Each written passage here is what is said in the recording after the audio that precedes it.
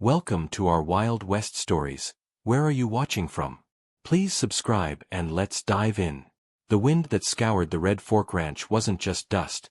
It was the grit of 40 lonely years sifting through the bones of Elias Eli Thorne. 40 years he'd spent in the saddle, hands calloused by the reins and the rope, eyes squinting at a horizon that never brought a companion closer. The ranch house, a sturdy, cedar-shingled testament to his father's hard work, now felt like a mausoleum of ambition. His birthday had passed unmarked, a silent event broken only by the lowing of his small herd of longhorns and the groan of the porch swing. Eli wasn't a man given to pity, but the quiet solitude had begun to settle on him like a shroud. He was a virgin rancher, his life as untouched by feminine company as the remote peaks of the Guadalupe Mountains that towered in the distance.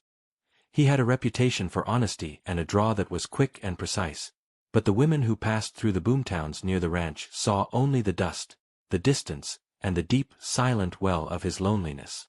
He was, to them, simply another fixture of the hard, unyielding land. That evening, the sky bled a violent orange and purple over the desert, and Eli was eating a supper of beans and salted pork, the silence a physical weight in the room. He heard the faint sound of a horse, a tired, uneven gait, not the confident stride of a seasoned rider. He rose, his hand instinctively brushing the worn pearl handle of his Colt Peacemaker. Through the wavy glass of his window, a silhouette emerged from the dusk, a woman, her figure slight, her dress muddied and torn, leading a sway-backed mare. As she drew closer, he saw her face illuminated by the hanging stable lantern, Mrs. Eliza Reed, the old widow from the small settlement of Twin Pines, whose husband, a failed prospector, had been buried over a year prior. She was known to be a proud, private woman, and her presence here, miles from the nearest road, felt less like a visit and more like a desperate apparition. She dismounted stiffly, her eyes wide and haunted, fixing on Eli's in a plea that cut deeper than any gunshot. Her voice, usually sharp with the authority of a woman who'd managed a hard life, was barely a whisper as she collapsed onto his porch. "Eli, I need to stay the night. They're coming for me." Eli stared down at Eliza, his mind racing to process the sight of the respectable widow, a pillar of the small community, reduced to a desperate, dust-covered supplicant on his remote ranch. He knelt, his big, rough hands hovering near her shoulder, unsure whether to touch her. "Who, Eliza? Who is coming?" he asked, the years of isolated silence making his voice sound gruff and unused. Her chest was heaving, and she gripped the frayed shawl around her shoulders as if it were the only thing holding her together. "The Morgans. Ben and his boys," she choked out, naming the most brutal, land-hungry gang of outlaws operating between Texas and New Mexico. "They think Silas, my late husband, found something before he died. They tore up the cabin, Eli. Said they'd be back at first light to finish the job." The realization hit him like a mule kick. Providing shelter to Eliza wasn't just an act of charity, it was an open invitation to a bloody confrontation with some of the meanest men in the territory. A sense of protective purpose, foreign and electrifying, washed over the rancher. The solitary life had conditioned him to run from trouble, not invite it in, yet the sight of her fear ignited a spark of manhood he thought had long since been extinguished. He scooped her up, a surprising lightness in her worn frame, and carried her inside, his boots thudding a determined rhythm on the wooden floor. He barred the thick oak door, checked the action on his Winchester rifle, and peered out into the deepening night. "You'll be safe here, Eliza," he stated, the words a vow. "The Red Fork is my land, and no Morgan trash is going to set foot on it while I'm drawing breath." As she sat huddled by the stone fireplace, warming her hands, she looked up at him with a mix of gratitude and raw sorrow. "It's not just land they want, Eli," she whispered, the firelight catching a faint, metallic glint on a silver locket around her neck. "It's a secret that would make a rich man of any man who finds it." The revelation hung heavy in the smoke-filled air of the cabin. A secret, a treasure, the common lure that had driven countless hopefuls mad in the unforgiving desert. Eli leaned against the mantel, the rifle a cool, familiar weight in his hands, watching Eliza with new intensity. The simple silver locket, now illuminated by the dancing firelight, looked cheap and ordinary, yet she clutched it like a life raft. She finally spoke, her voice steadying as she recounted her late husband Silas's obsession. Silas, a man who saw gold in every streambed and riches in every whisper, had returned from one last, desperate trip into the unforgiving Arizona Badlands just weeks before his death. Not with gold, but with a battered, hand-drawn map. He'd hidden it, not in the walls, not under the floorboards, but within the locket itself, folded and pressed thin, an impossible riddle of landmarks and coordinates. "It's the map to the lost San Pedro mine," Eliza admitted, her voice dropping to a theatrical hush. "Silas found proof it exists, a legendary lode of silver untouched since the Spanish missions. He told me if he didn't return from his last trip, I was to burn it. But I couldn't." The map was now in Eli's possession, a brittle, ink-stained piece of parchment that seemed to pulse with the greed and danger it represented. The Morgans, she explained, hadn't been after Silas's few belongings. They'd found a torn piece of the same map in his saddlebag and now believed Eliza held the complete version. Eli felt the familiar pull of ambition tug at him, a raw, primal desire to prove he was more than just a solitary cowpuncher. But stronger than the lure of the mine was his ingrained sense of justice and his unexpected, intense need to protect the weary woman before him. Their eyes met across the room, and for the first time in his life, Eli felt a connection that wasn't built on business or necessity, but on shared peril. He realized the threat was not just from the Morgans, but from the relentless grip of the Wild West itself, a place where a secret like this was a death sentence. The first sign of the Morgan gang was not the sound of hooves, but the sudden, nervous stamping of the cattle in the distant corral, a low, guttural warning that traveled through the dusty earth. Eli sprang into action, his years of ranching isolation now proving to be his greatest asset. He knew the land, every dry creek bed and rise, better than any tracker. "They'll circle wide, try to cut us off from the south road," he said, already strapping his gun belt tight. "We ride out now, through the canyons." He had 2 horses, his own sturdy chestnut, Buster, and a lean, fast mare he kept for emergencies. Eliza, despite her fear, moved with a surprising efficiency, gathering only a small sack of food and a canteen. He didn't ask her about the mine again, the map was tucked securely inside his shirt. Their focus was survival. The ride was a blur of desert landscape and moonlit peril. Eli rode point, his rifle resting on the saddle pommel, navigating the narrow, treacherous paths of the Devil's Backbone Canyon, a jagged, natural maze of towering rock formations and deep, shadowed ravines.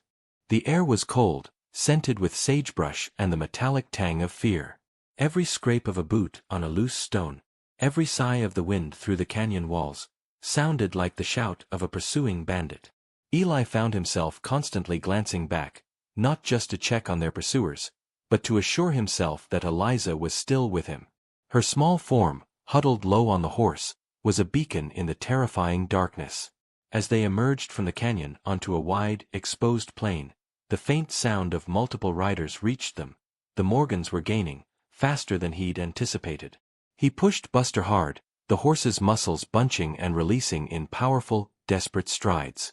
He knew he needed a diversion, a place where a single man and a woman could outwit a gang of 6 brutal outlaws. Up ahead, in the shimmering heat-hazed distance, lay the infamous, lawless boomtown of Redemption. It was a viper's nest of dusty saloons and opportunistic souls, but it offered anonymity and the remote chance of an ally. Redemption was a town built on sand, greed, and bad decisions. It materialized out of the desert dawn like a mirage, a cluster of false front buildings, their wood warped and bleached by the relentless sun. The town's main artery, a perpetually dusty street, was already stirring with the life of the forgotten and the damned. Grizzled prospectors trading tall tales, soiled doves slipping back to their rooms, and exhausted cowboys taking a morning whiskey. Eli and Eliza rode in, their horses lathered and their faces drawn, drawing only the brief, appraising stares of the cynical populace. Eli led them straight to the Last Chance Saloon, its swinging doors leading into a cavern of perpetual twilight and stale beer. He needed to melt into the crowd, to find out the local lay of the land, and to figure out his next move. He pushed Eliza into a secluded, dark booth in the back, away from the prying eyes of the card sharks and the whiskey-soaked patrons. Stay low. Don't look at anyone, he commanded, his voice a low rumble. He walked to the bar, his hand resting on his Colt, his posture radiating quiet danger. He ordered a coffee and, through the haze of cigar smoke and cheap perfume, spoke to the bartender, a hulking man with a scarred face and an encyclopedic knowledge of the territory's rot. Eli quickly learned that Ben Morgan was no stranger to redemption. The town was one of his known resupply points, and he had paid informants everywhere. His heart sank, realizing he hadn't escaped the trap. He'd ridden straight into the viper's pit. He also learned of an old acquaintance, Deacon Jones, a former circuit judge who now ran a legitimate and well-guarded freight company a few blocks away. Jones owed Eli a significant favor from a cattle rustling case years ago. Leaving the bar, Eli saw a flash of movement outside. Too late. The Morgan gang had arrived. Ben Morgan, a man whose face was a roadmap of malice and bad living, stood framed in the saloon doors, his eyes immediately locking onto the worn rancher's silhouette. The air in the Last Chance saloon went instantly still. The clatter of poker chips ceased, the piano player's hands froze mid-chord, and the rough, low murmur of the crowd died. All eyes were on Ben Morgan, the sheer malevolence he carried like a physical aura, and Eli Thorne. The tension was so thick it could be cut with a Bowie knife. "Well, well," Ben drawled, his voice rasping like sandpaper. "Look what the buzzards dragged in. The lonely rancher and his little prize." Eli took a deep, steadying breath. His solitary life had taught him one thing. When a man is cornered, he doesn't back down, he makes his stand. He had to draw the fight away from Eliza. He casually pushed his coffee cup onto the floor, the ceramic shattering with a loud, attention-grabbing crash. "Your business is with me, Morgan," Eli said, his voice ringing with a steel Ben Morgan hadn't expected. "The widow stays. I've got the map." He tossed the brittle parchment, a decoy he'd drawn up hastily, onto a nearby table. Morgan's eyes flickered with avarice. It was the moment Eli needed. He pushed hard against the bar, vaulted it, and burst out the back door into the alleyway, drawing fire. Bang! Bang! 2 slugs splintered the wood where his head had been. He tore down the alley, the thunder of his own boots mixing with the shouts and heavier footfalls of the pursuing outlaws. He veered left onto Redemption's main street, sprinting toward the freight company, dodging behind a water trough and a stack of whiskey barrels. He knew he couldn't outrun them, and he couldn't outfight them in a closed space. He needed the leverage of Deacon Jones. Just as he cleared a general store awning, a shot from one of Morgan's men found its mark. Not on him, but the awning's support post, which collapsed, dropping a heavy wooden sign. Eli stumbled, his ankle twisting painfully, just as he heard the deacon's freight door slam open. Now injured and exposed, Eli turned to face Ben Morgan, who was sauntering toward him, a cruel smile splitting his face. "It ends here, rancher. You made your choice." The moment the sign struck the ground, Eli knew he was beaten. The pain in his ankle was a fiery distraction, and Ben Morgan, cold-blooded and enjoying the moment, had the clear advantage. But just as Morgan leveled his long-barreled Remington, a voice boomed from the doorway of Deacon's freight, a voice accustomed to silencing rowdy courtrooms and demanding respect. "Hold it right there, Morgan."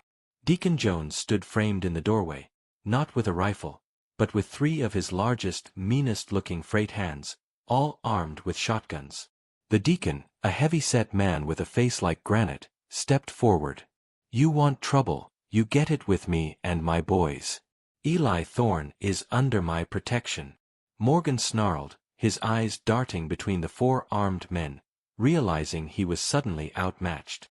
He still held the advantage in terms of sheer brutality, but not in firepower in a close-quarters fight. A tense, drawn-out standoff ensued, the silence broken only by the nervous breathing of the men and the distant, tinny music from the saloon. Morgan, a pragmatic killer, understood when to fold a hand. He spat on the ground near Eli's feet. "This ain't over, Thorne. You just bought yourself a few hours. The map in your hand is useless without the real one, and I know your little widow has it."